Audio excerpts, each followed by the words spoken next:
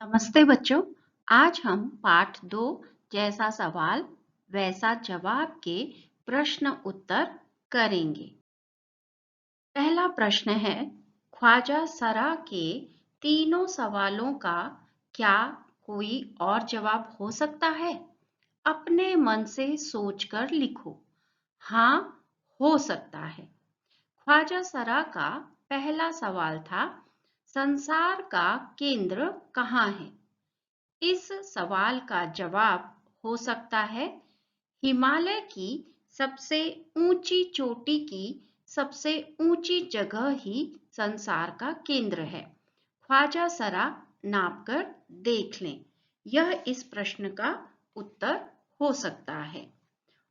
ख्वाजा सरा का दूसरा सवाल था, आकाश में कितने तारे हैं?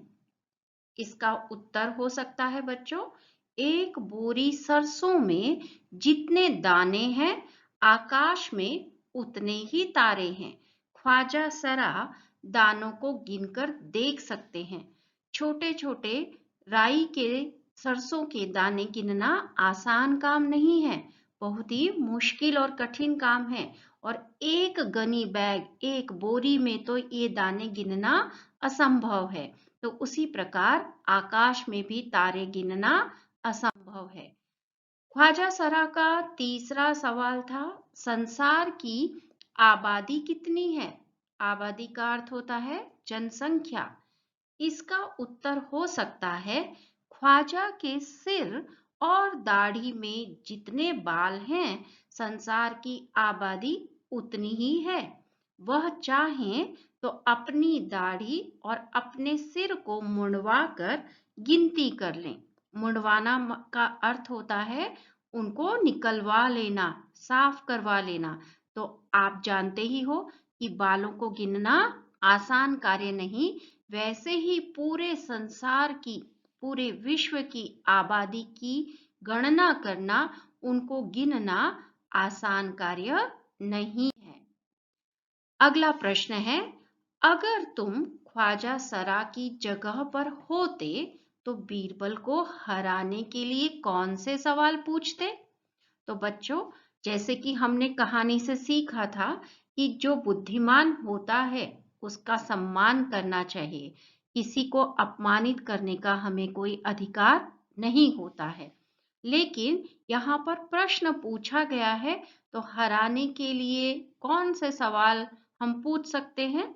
तो अगर मैं ख्वाजा सरा की जगह पर होता या होती तो बीरबल को हराने के लिए यह सवाल पूछता या पूछती कि बादशाह का कहना है कि बीरबल मूर्ख है, उसे देश निकाला दे देना चाहिए। बादशाह ने झूठ बोला या सच? तो ऐसे प्रश्न का उत्तर देना क्या आसान कार्य है? क्योंकि अगर इसका उत्तर झूठ में कहेंगे तो बादशाह को झूठा साबित कहते हैं, और सच कह दिया तो भी यह गलत कार्य हो जाएगा। जिस प्रकार से दूसरा प्रश्न हम क्या पूछ सकते हैं कि कुत्ते की दुम टेढ़ी क्यों है? इस प्रश्न का उत्तर देना आसान कार्य नहीं है। इस पाठ का अगला प्रश्न है, ख्वाजा सरा का बस चलता तो वे बीरबल को हिंदुस्तान से निकाल देते। अगर तुम्हारा बस चले तो तुम कौन कौन सी इच्छाएं पूरी करना चाहोगे? है ना मजेदार सवाल बच्चों, कि हम अपनी कौन कौन सी विशेस, कौन कौन सी इच्छाएं पूरी करना चाहेंगे, और अगर ऐसा मौका मिल जाए तो आप क्या पूरा करना चाहेंगे? तो इसका उत्तर हम क्या दे सकते हैं? अगर मेरा बस चले तो मैं अपनी कार से पूरी दुनिया की सैर करूं। बड़ी मजेदार इच्छा है ना। दूसरी, प्रदूषण को गायब कर दूं। बच्चों, आप जानते ही हैं कि आज पूरी दुनिया में प्रदूषण के कारण पूरी धरती जो है प्रदूषित हो गई है। चारों तरफ जनसंख्या, आबादी परेशान है। तो अगर हमारी इच्छा पूरी करने का अवसर मिले तो प्रदूषण को हम गायब कर दें, धरती को हरा भरा बना दूं, और कोई भी दुनिया में गरीब ना रहे, सभी लोग सुखी हों, सबको खाने के लिए भोजन मिले, रहने के लिए मकान मिले, बच्चों को पढ़ाई करने के लिए अच्छे अच्छे स्कूल मिले। तो बच्चों, ऐसी सुंदर हरी भरी धरती किसे पसंद नहीं होगी? तो तुम बनाना चाहोगे ऐसी सुंदर धरती, हरी भरी, जहां पर प्रदूषण नहीं है, जहां पर कोई भी व्यक्ति गरीब नहीं है। इस पाठ का अगला प्रश्न हम देखते हैं। नीचे लिखे वाक्य पढ़ो। पहला वाक्य है, मैं बस में बैठकर स्कूल जाती हूँ। दूसरा वाक्य है, ख्वाजा सरा का बस चलता तो वे बीरबल को निकाल देते।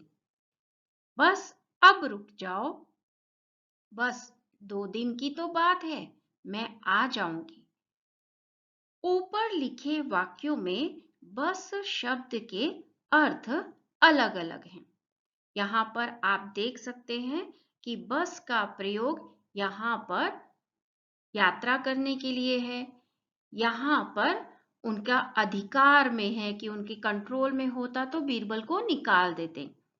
बस अब रुक जाओ, यहाँ पर क्या कहा गया है? कमांड दी गई है, निर्देश दिया गया है कि अब रुक जाओ। बस 2 दिन की तो बात है, मैं आ जाऊंगी। यहाँ पर रुकने के लिए कहा गया है कि 2 दिन का इंतजार कर लो, फिर मैं आ जाऊंगी। तो बच्चों, आप देख सकते हैं चारों वाक्यों में बस शब्द के अर्थ अलग अलग आए हैं। आपको वाक्य प्रयोग सीखना है। अब इसी तरह चल शब्द से वाक्य बनाओ। यहाँ पर आपकी पुस्तक में संकेत दिए हैं कि आप चल, चल चल, चला, चलें, चलना, चलती और चलो से वाक्य बना सकते हैं। तो आओ बच्चों, सबसे पहले हम चल शब्द से वाक्य बनाते हैं। तो क्या वाक्य बन सकता है? बीच सड़क पर मत चल। सड़क के बीचों बीच मत चल। चल चल के लिए हम क्या वाक्य बनाएंगे? मैं तो चल चल के थक गया। चला, तुम बैठो, मैं तो चला। चलें, अब पढ़ने चलें। चलना, अब हमें चलना चाहिए। चलती, इसी को चलती का नाम गाड़ी कहते हैं।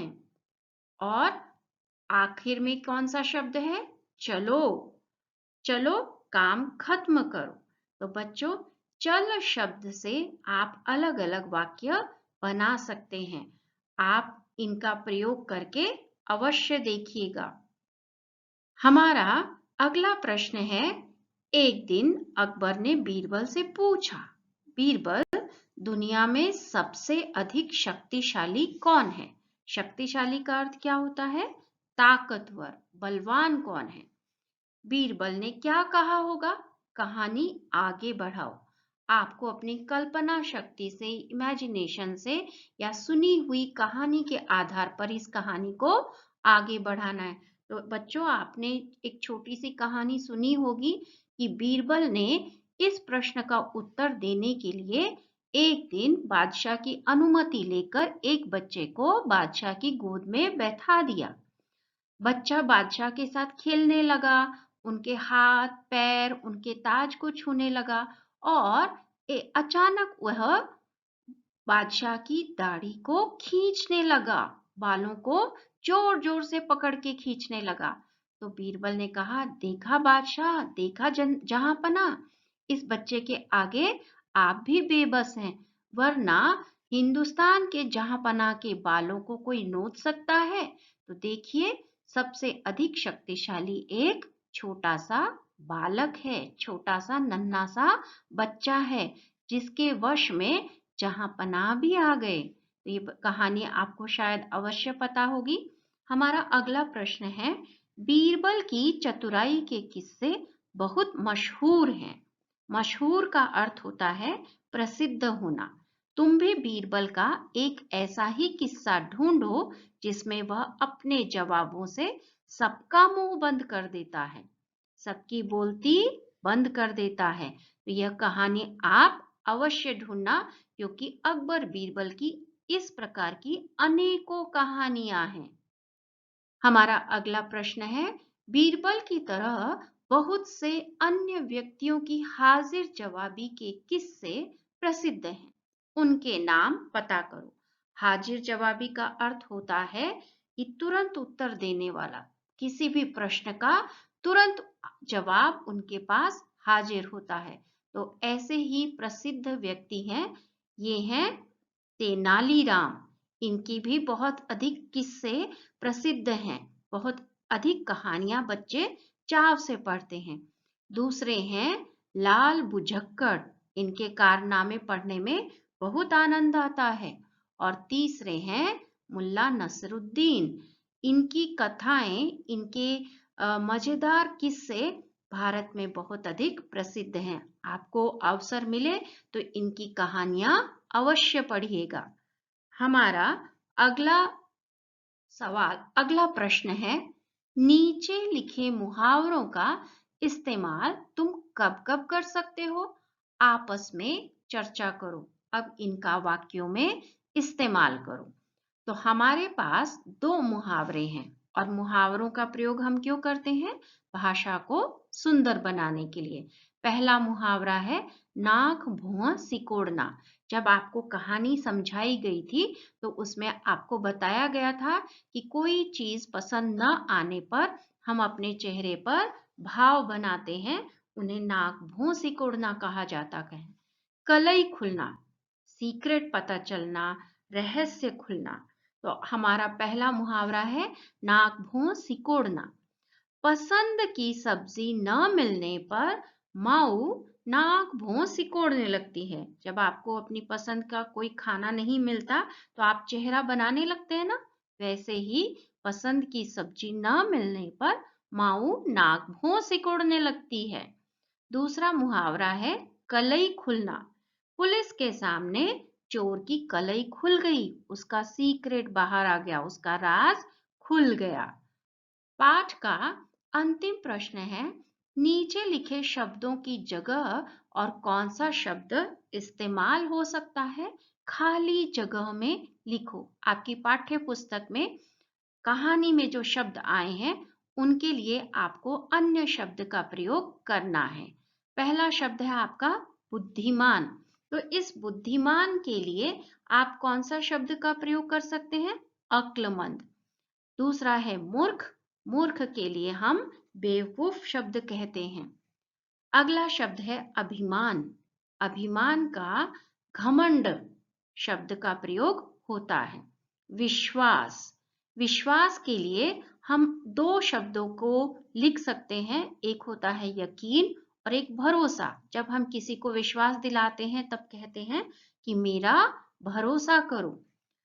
आपकी पुस्तक में अगला शब्द है संसार। संसार के दोनों नाम आपको पता है, विश्व, दुनिया।